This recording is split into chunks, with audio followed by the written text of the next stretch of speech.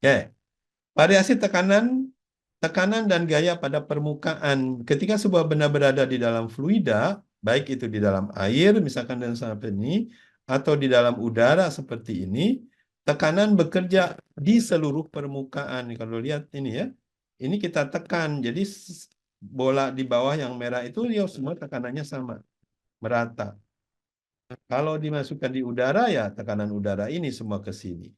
Tekanan luar. Dari dalam balon juga ada tekanan keluar. Sama. Jadi seluruh permukaan benda ini tekanannya sama. Ya. Besarannya, besaran gayanya berapa? Ada rumusnya tuh. F sama dengan tekanan P dikali luas area balon dalam hal ini. Ya. Jadi makin luas area, kalau tekanannya sekian, 10 misalkan, luasnya 10, berarti F-nya gayanya 100. Makin besar tekanan, tentunya gayanya makin besar. Ini yang dipelajari ya. Sehingga liftnya makin besar, kalau ingin liftnya besar, ya tentunya luasannya harus besar. Dan tekanan di sekitar sayap juga harus besar juga. Nah ini yang kita pelajari. Variasi tekanan juga terjadi pada permukaan sayap. Ya, tadi kita bilang ini nih sayap nih. Sayap. Karena sayapnya berbentuk chamber, ya berbentuk ada lekukan, makanya udara ini naik ke atas. Udaranya berbelok. Nah, karena ada belokan ini, inilah yang menyebabkan gaya. Belokan tadi, udaranya berbelok menyebabkan gaya. Nah, gaya ini sebenarnya F ini, nah ini F dibagi dua, yang tegak lurus terhadap aliran lift, yang searah aliran drag. Jadi gayanya sebenarnya cuma satu, F ya, tapi dibagi dua. Nah, kenapa gaya ini timbul?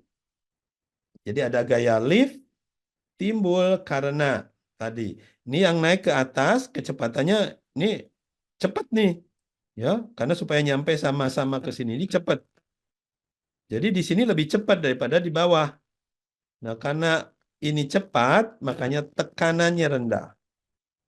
Jadi kalau Anda belajar hukum Bernoulli, tekanan ditambah kecepatan, misalkan kecepatan itu energi kinetik ya.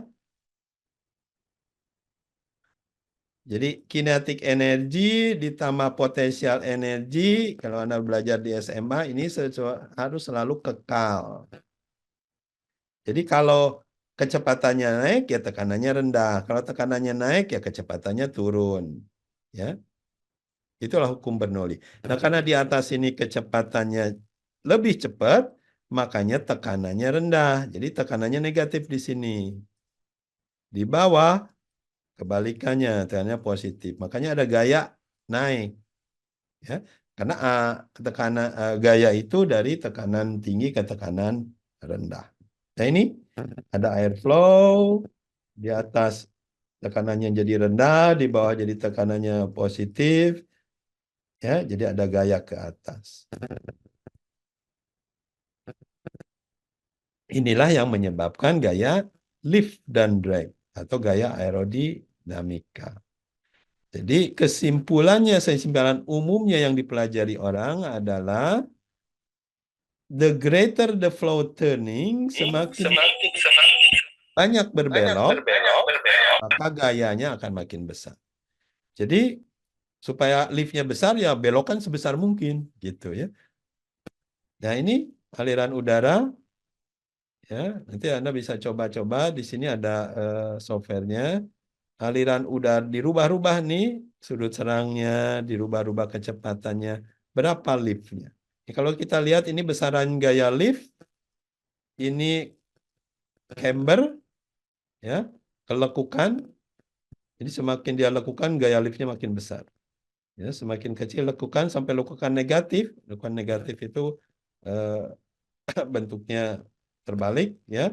Dia akan menghasilkan lift negatif. Jadi ini lift tergantung daripada camber. Jadi intinya kalau ingin liftnya besar, belokkan sebesar mungkin. Supaya beloknya sebesar mungkin, makanya lekukannya ini akan makin besar ya, dia makin jauh ke atas. Akan makin besar lift, gaya lift.